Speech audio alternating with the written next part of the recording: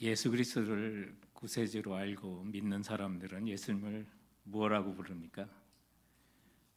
주님이라고 이렇게 로드, 주인님이라고 이렇게 부르죠. 그런데 골로새서 기록 당시에는 예수님을 주여, 주인으로 이렇게 고백하는 것은 매우 위험했던 일이었습니다. 당시 로마 제국은 황제를 신격화해서 로마 제국의 통치와 결속을 다지는 공인된 종교 체제가 황배 숭배 사상이었습니다. 그래서 로마의 왕을 신으로 그렇게 부르도록 했고 주인으로 로드로 부르게 했던 것을 보게 됩니다. 이런 전통은 기원전 27년에 아우구스투스 시기에 로마의 황제였던 그가 양아버지였던 살해를 당한 줄리어스 카이사르, 카이사르는 라틴어 로마어고요. 영어로는 카이사르, 시저가 됩니다. 그래서 그 시저를 신격화를 하면서 이제 본격적으로 로마 제국의 그 광대한 영토와 다양한 민족들을 하나로 묶는 핵심적인 정치적이고 사회적인 이데올로기가 바로 황제 숭배 사상, 황제 신격화였습니다. 이런 상황 속에 그리스도인들이 예수님을 주여라고 부르는 것은 매우 위험했던 것이죠. 그런데 오늘 본문 6절에 보면 그러므로 너희가 그리스도 예수를 주로 받았으니 그 안에서 행하라라고 하면서 교훈을 주고 있는 그 말씀 속에 오늘날 골로새 교회처럼 황제 숭배 사상이나 천사 숭배 사상이나 또는 영지주의자 같은 이런 유혹이 아니라도 우리에게는 그와 비슷한 유혹들이 물질과 권력 그리고 AI나 또는 새로운 신기술과 같은 수많은 유혹이 있는 상황 속에 예수님을 구주로 또 주인으로 받고 믿는 자들은 어떤 생활 양식을 가져야 되는지 본문이 가르치는 그 모습을 살펴보고자 하는 것입니다. 첫 번째로 예수를 주로 받은 사람이라면 서로 위안을 받고 사랑 안에서 연합하여 살 것을 명령하고 있습니다. 여러분 서로에게 위로가 되십니까? 옆에 분들을 한번 보세요. 깜짝 놀라는 분이 있을 것 같은데 이분이 나의 위로가 되고 위안이 아이고. 그러나 그리스도고 우리가 예수를 주로 받았다면 우리가 서로에게 위안을 받아야만 합니다. 또 위안을 줘야 하는 거죠. 그리고 예수 사랑 안에서 우리가 하나로 연합해야 될 것을 명령합니다. 오늘 본문 1절과 2절에 보면 사도 바울은 이렇게 명령합니다. 내가 너희와 라오디게아에 있는 자들과 물은 내 육신의 얼굴을 보지 못한 자들을 위하여 얼마나 힘쓰는지를 너희가 알기를 원하노니 이는 그들로 마음의 위안을 받고 사랑 안에서 연합하여 확실한 이해의 모든 풍성함과 하나님의 비밀인 그리스도를 깨닫게 하려 함이라고 말합니다. 솔직히 사도 바울은 골로새 교인들과 라오디게아 교인들을 얼굴을 보지 못했습니다. 그곳에 서서 목회하신 분이 아닙니다. 그런데 그것을 향하여 저들을 위하여 힘썼다고 말하고요. 또 그들을 생각할 때 기쁨을 가졌고 떨어져 있었고 만나보지 못했는데 서로 위안을 받고 사랑 안에서 연합을 한다고 말합니다. 도대체 무슨 일이 있었고 무엇 때문에 그들이 이렇게 서로 위안을 받고 사랑 안에서 무엇으로 연합할 수 있었을까요? 골로새와 라오디게아는 한 15km 정도 떨어져 있는 그런 도시입니다. 그래서 걸어서 가면 하루 정도 갈 수 있었고 오늘 보내는 이 골로새서를 다 읽은 후에 라오디게아로 전달할 것을 명령하고 또 라오디게아에 있는 보낸 사도 바울의 편지를 또한 다 읽은 뒤에 골로새에 가져와 읽으라고 명령하는 것이 골로새서 4장 16절에 나옵니다. 그래서 그 말씀에 보면 이 편지를 너에게서 읽은 후에 라오디게아에 있는 교회에게서도 읽게 하고 또 라오디게아로부터 오는 편지를 너희도 읽어라 라고 해서 서로 통용을 하면서 하나가 될 것을 또 명령하는 내용들을 보게 됩니다. 그리고 그들을 사도 바울은 내 육신의 얼굴을 보지 못한 자라고 그렇게 말합니다. 마음으로는 가고 싶어도 갈 수 없는 형편에 또한 있었죠. 그래서 5절에 보면 이는 내가 육신으로는 떠나 있으나 심령으로 너희와 함께 있어 너희가 질서 있게 행함과 그리스도를 믿는 너희 믿음이 굳건한 것을 기쁘게 봄이라.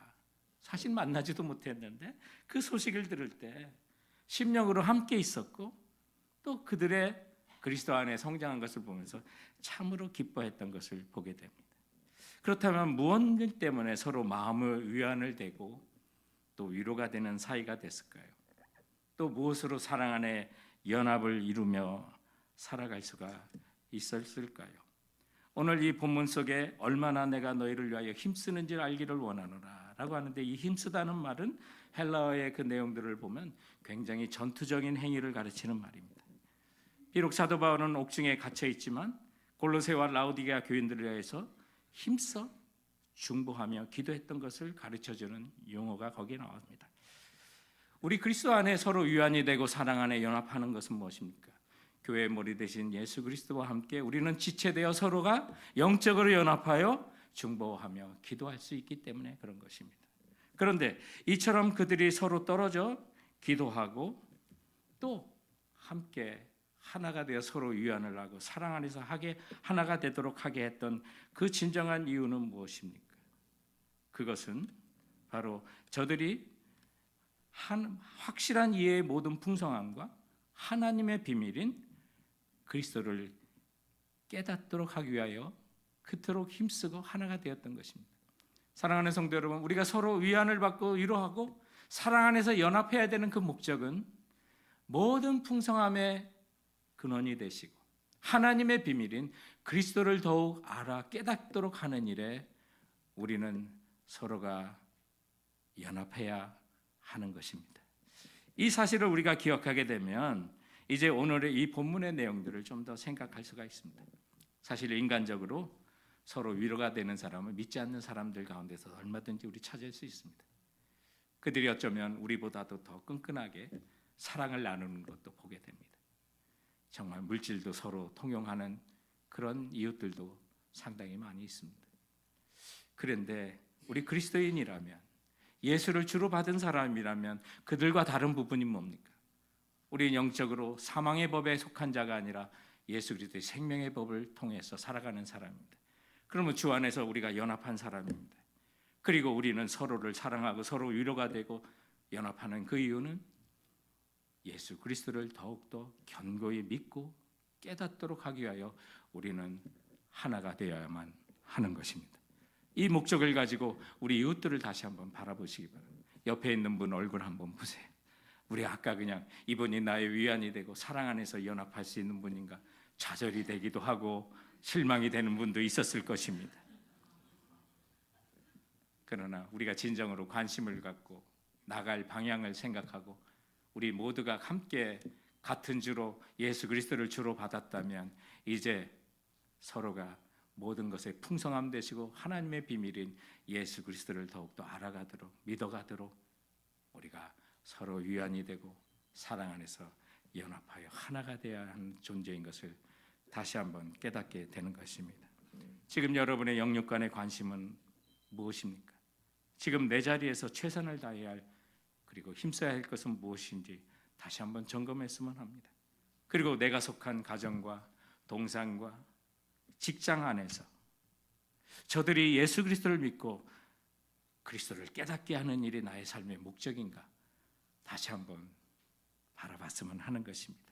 세상에 잘 되는 것이 목적인가요? 아니면 주 안에서 서로 그리스도 안에 세워가는 것이 목적인가요? 다시 한번 점검하고 우리가 예수 그리스도를 주로 받았다면 사랑하는 성도 여러분, 하나님의 비밀인 그리스도를 깨닫도록 서로 위안을 주고 사랑해서 연합하는 성도가 되시길 주님의 이름으로 축원드립니다.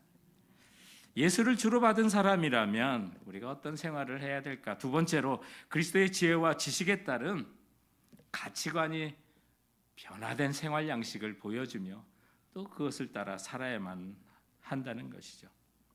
예수 그리스도가 지혜와 지식의 근본이 되십니다. 오늘날 우리는 컴퓨터를 열면 또 셀폰을 키면 쉽게 지식을 검색하는 시대에 살고 있습니다. 지식에 대한 추구는 정말 인류 역사만큼 오래된 것입니다. 지식에 배고픈 인류는 태초로 지금까지 수많은 교육기관을 만들어서 지식의 욕구를 향상시켜 왔습니다. 바울 사도 당시에도 골로새 교회와 그리고 많은 기독교 신앙 공동체를 위협했던 강력한 이단이 하나 존재했는데 그 이단이 바로 영지주의자라는 이단이었습니다. 그들은 영은 선하고 육체나 물질은 악하다는 극단적인 이원론을 갖고 있었습니다. 그러다 보니까 이 땅에 오셨던 예수 그리스도의 참된 육신을 입고 오신 것도 부인하고 또 그분의 육체적인 부활도 왜곡하는 기독교의 핵심 진리를 왜곡하는 그런 거짓된 그런 것을 가르쳤었습니다. 그리고 저들만이 믿음으로 구원 얻는 것이 아니라 특별한 비밀의 영적 지식을 깨달아야만 구원을 얻는다고 가르쳤던 것이죠. 이런 유혹이 당시 골로새 교회에 있었습니다. 그들이 그토록 구원을 얻는다고 했던 영적인 지식, 그 헬라어가 그노시스, 지식 그노시스라고 하는 말입니다. 여기서 영지주의자, 그나스티즘이라고 나오는데 영어로는 지가 묵음이라 그냥 나스티즘이라고 이렇게 부릅니다. 그래서 그들만이 소위 하나님의 계시를 통해 삶의 지혜와 영적 지식을 독점하는 것으로 자랑했었죠. 골로새서는 바로 이런 거짓된 신앙의 도전에 대해서 그들을 피할 것을 명령하고 또 믿음으로 이길 것을 말하면서 이런 영지주의자들의 도전에 대한 대답이 3절에 있는 말씀입니다. 예수 안에는 지혜와 지식의 모든 보화가 감춰져 있다라고 말씀하는 것입니다. 만물의 구원과 구원의 모든 길이 사실은 예수 그리스도 안에 있음을 밝히는 거죠. 그런데 감춰져 있다라고 하는 말은 정말 인간이 어떤 인위적으로 또는 자력으로 자기의 힘으로 얻어낼 수 있는 길이 아니라는 것을 말합니다. 하나님의 은혜로 드러나고 하나님의 은혜로 우리는 선물로 받게 된다는 사실을 알려주는 거죠. 오늘날도 보면 우리는 잘못된 지식을 여전히 추구하며 살아가기도 합니다. 그러나 그것은 정말 만물이 그로부터 오고 그에 의해서 운행이 되고 그에게 돌아갈 그 지식에는 부족한 터무니없는 지식들이 세상에 판을 칩니다. 오늘날은 이런 지식들이 넘쳐 인공지능이 세상을 선도해가고 있습니다. 인공지능은 인간이 생산한 어떤 방대한 데이터를 학습해서 그 판단 구조를 형성하는 그런 시스템입니다. 만약 인간이 자신을 창조주의 목적대로 지음받은 하나님의 형상대로 만들어진 특별한 존재가 아니라 진화의 과정 속에 우연히 형성된 생명체로만 이해한다면 인공지능 역시 인간을 절대적인 존엄과 목적으로 지닌 존재로 보지 않을 것입니다. 그저 기능과 효율의 관점에서 분석하게 될 가능성이 높고요. 그런 가운데 적이라 생각하면 생명도 죽일 수 있게 되는 것입니다. 우리는 지금 그 위험 앞에 서 있는 것을 기억해야만 하는 것입니다. 스스로를 인간보다 더 진화된 존재로 자신을 판단하게 된다면 하나님의 생명을 본받아 형상을 가진 인간을 보호하고 협력해야 될 대상이 아니라 그들을 배제해야 될 위험 요소도 생겨나게 되는 거죠. 그래서 오늘날 사람들은 터미네이터와 같은 영화 속에서 보여준 유토피아의 반대인 디스토피아의 미래를 두려워하는 이유가 바로 여기에 있는 것입니다. 그런데 우리 그리스도인들이 예수 그리스도를 주로 받은 사람들이 이런 IT 기업에서 타락하고 부패한 인간의 지식을 모으는 AI에 영향을 주는 것이 아니라 하나님의 형상을 담은 예수 그리스도 그분의 참된 지혜와 지식을 깨달아 AI에도 그 영향을 준다면 인간의 존엄성과 존재의 의미가 창조주 하나님께서 뜻하신 대로 그런 인공지능도 사용될 수가 있게 되는 것이죠. 그러므로 우리 성도 여러분들은 알아야 될 것은 이 세상이 추구하는 지혜와 지식과는 우리 그리스도인들은 다르다는 것을 기억하십시오. 잠언 1장 7절에 있는 것처럼 여호와를 경외하는 것이 지식의 근본이고요. 잠언 9장 10절에 있는 것처럼 여호와를 경외하는 것이 지혜의 근본이 되는 것입니다. 그리스도 안에 우리가 마땅히 알아야 할 지식과 지혜가 거기에 보화처럼 보물처럼 비밀로 가득 차 있다는 사실을 감사하시면 우리가 예수 그리스도를 더욱더 알아갈 이유가 거기에 있는 거고 주님을 더 깊이 알아가면 알아갈수록 우리는 하늘의 지혜와 지식을 가지고 이 땅을 살아갈 수가 있게 되는 것이죠. 예수님을 만나서 내가 그분을 설득하여 소원을 성취하고 원하는 부자가 되었다라는 간증을 우리에게서 들어본 적이 있습니까? 없습니다. 저는 그러나 오히려 예수님을 만나서 그분이 나를 변화시켜서 나는 이전과 다른 이런 사람이 되었고 이런 생활 양식을 가졌습니다. 더 이상 이전의 헛된 욕심이 아니라 새로운 소망을 가지게 되었다는 고백들로 가득 차지 않습니까? 이것이 바로 예수님을 주로 받은 사람들의 공통된 가치관의 변화인 것입니다. 그리고 그 변화에 따라 세상과 구별되는 삶을 살아가게 되는 것이죠. 예수를 주로 받은 사람은 그리스도의 지혜와 지식에 따른 가치관이 변화된 삶을 살아야만 하는 것이죠. 그렇다면 그것이 우리 교인들만 그런 것이 결코 아닙니다. 모든 예수님을 주로 받은 사람들의 그런 모습이 나오게 되어 있는 거죠. 연세대 12대 총장이시고 또 대한민국 교육부 장관을 역임하셨던 송자라는 이름을 가진 총장님이 계시는데 그분이 책을 내셨는데 내가 세상에서 가장 잘한 일은 예수를 믿은 일이다 라는 책을 쓰셨습니다. 거기에 보면 자신의 간증뿐만 아니라 사회의 저명 인사들인 16명들의 기독교 신앙을 접하고 변화된 삶을 간증하는 내용들이 그 책에 있습니다. 이들은 모두 자기들이 지금까지 한 일 가운데 가장 잘한 일은 다름이 아닌 그리스도 예수를 주로 받은 것이라고 고백하죠. 강원대 총장을 지내신 문선재 박사님이나 알로에의 김정문 회장님, 그리고 서울시장을 지냈던 김상철 장로님 등이 예수를 구주로 만나 삶이 변한 이야기들을 그곳에 기록해 놨었습니다. 그 중에 영화감독 이장호 감독님은 이렇게 고백합니다. 갑자기 기도 응답이 왔다는 사실을 깨닫게 되었습니다.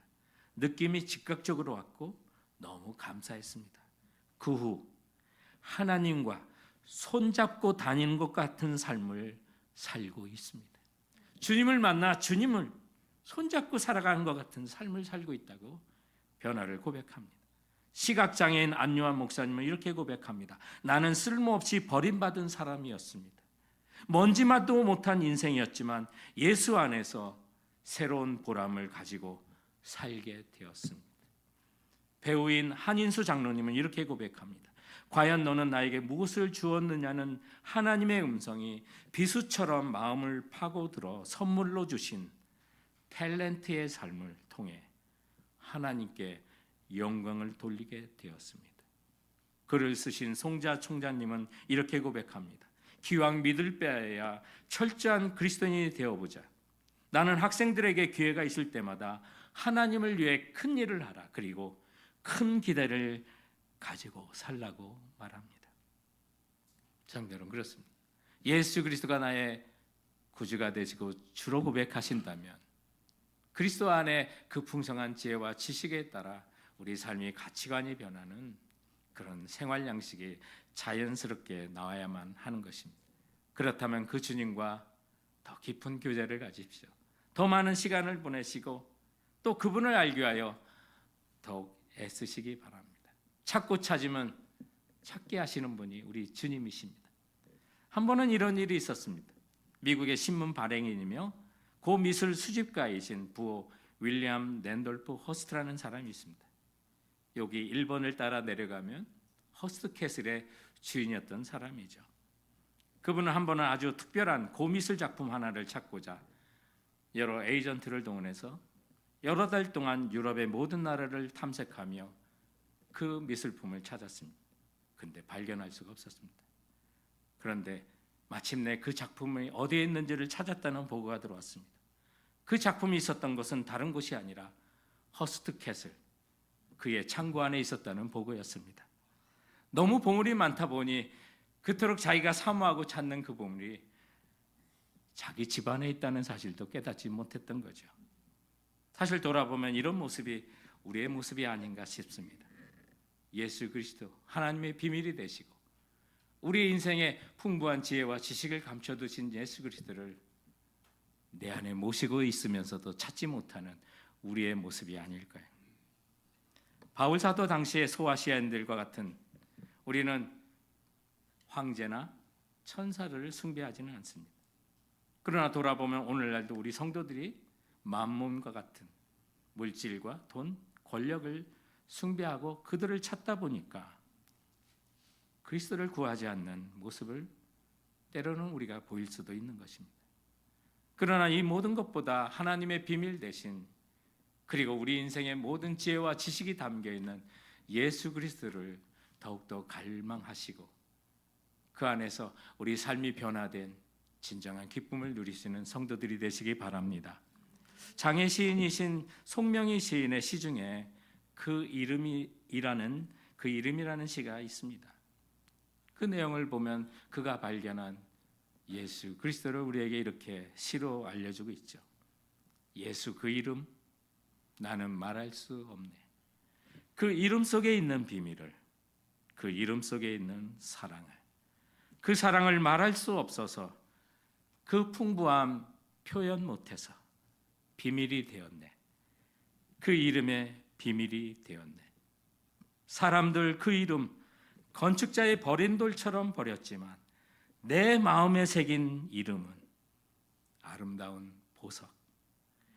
내게 있는 귀한 비밀, 나는 말할 수 없네. 그 이름의 비밀을, 그 이름의 사랑을. 그렇습니다. 예수 그리스도의 이름은 비밀입니다. 파고 팔고 알면 알수록 우리에게 풍성한 지혜와 지식을 우리에게 제공해 주시는 예수 그리스도, 그 이름의 비밀을 알아가시는 성도들이 되시고 그 안에 여러분의 삶이 변화하여 하나님이 기뻐하시는 인생을 살아가는 우리 모두가 되기를 주님의 이름으로 축원드립니다.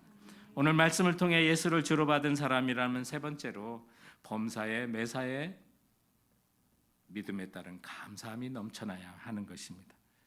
정말 예수님이 나의 구주가 되시고 주인 되시면 감사할 것을 주님은 명령하십니다. 오늘 본문에도 보면 6절에 그러므로 너희가 그리스도 예수를 주로 받았으니 그 안에서 행하되 그 안에 뿌리를 박으며 세움을 받아 교훈을 받은 대로 믿음에 굳게 서서 감사함을 넘치게 하라라고 말합니다. 여기 이 구절에서 우리의 신앙과 믿음이 어떻게 자라가는지, 또 신앙은 어떤 과정을 밟아야 하는지를 말해주고 있습니다. 우리가 그리스도인이라면, 예수를 주로 믿는 성도라고 하면 신앙이, 우리 믿음이 식물이 뿌리를 내리는 것처럼, 그리고 건물이 지어 올라가는 것처럼 비유를 하고 있었으면서 이쯤이면 돼 라고 하는 부분이 없이 계속해서 주님 부르실 때까지 자라가야 하고 성장해야 간다는 것을 알게 됩니다. 그리고 그 뿌리는, 그 기둥은, 그 기반은 오늘 교훈을 받은 대로 믿음에 굳게 서서라고 말씀합니다. 여기 교훈은 사도 바울이 직접 골로새에서 복음을 전하지 않았기 때문에 그의 제자였던 에바브로가 전하여준 그리스도와 복음의 진리를 말하는 것입니다.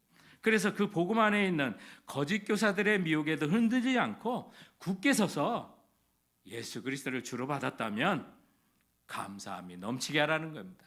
여기 감사함이 넘치게 하라는 말은 넘치다는 문자적으로 강물이 제방을 넘쳐 흐르는 것을 의미합니다.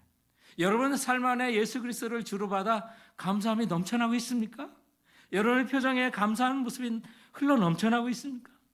정말 예수 그리스도를 주로 받았다면 어떻게 살아야 되는지, 오늘 감사하는 넘치는 사람은 어떤 동기, 또 어떤 근원이 있기 때문에 감사함이 넘쳐야 되는지 6절에 말해주고 있지 않습니까? 그러므로 너희가 그리스도 예수를 주로 받았으니. 여러분, 이유입니다. 여러분의 생활이 좋아서 건강해서, 또는 여러분이 바라는 일이 돼서 감사함이 넘치게 하라고 말씀하지 않습니다. 그러면 너희가 예수 그리스도를 주로 받았다면 이거 하나만으로도 그 어떤 상황 속에서도, 그 어떤 어려움 속에서도 감사함이 넘칠 것을 명령하고 있는 것입니다. 여러분에게 이런 삶이 좀 있기를 주님의 이름으로 축원드립니다.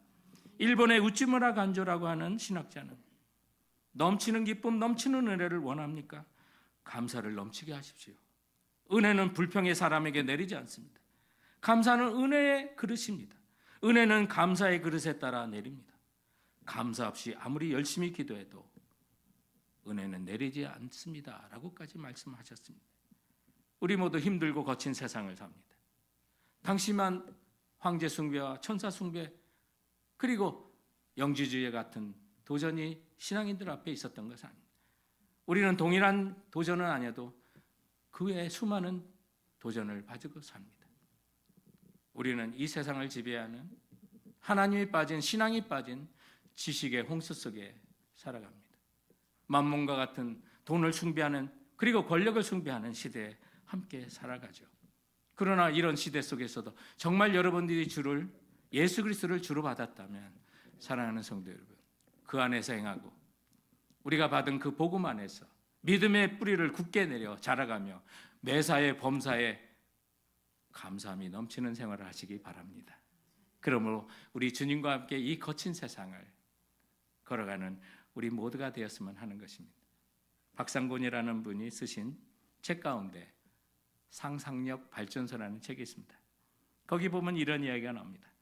영국의 광고 회사가 큰 상금을 걸고 스코틀랜드의 에딘버러에서부터 영국의 런던까지 가장 빠른 시간에 쉽게 갈 수 있는 방법을 묻는 퀴즈를 냈습니다. 많은 사람들이 비행기로 가는 것이 가장 빠르다고 대답합니다. 어떤 사람은 기차를 타고 오다가 어느 시점에 버스로 갈아타는 것이 가장 빠르고 편리한 방법이라고도 합니다. 또 다른 사람은 새벽에 지름길로 승용차를 운전하고 가는 것이 가장 빠르다고도 대답했었어요. 정말 많은 사람이 여러 가지 방법을 생각해냈고 실제로 시간을 재어보며 서로 자기 아이디어가 가장 빠르고 편안한 길이라고 주장을 하기도 했습니다. 그러나 여기에서 많은 참가자 중에 선택한 답은 사랑하는 사람과 함께 간다라는 답을 선택했다는 것입니다. 사랑하는 성도 여러분, 아무리 먼 길도 험한 길도 사랑하는 사람과 함께 가는 길이라면 그 길은 가장 빠른 길이 될 것입니다.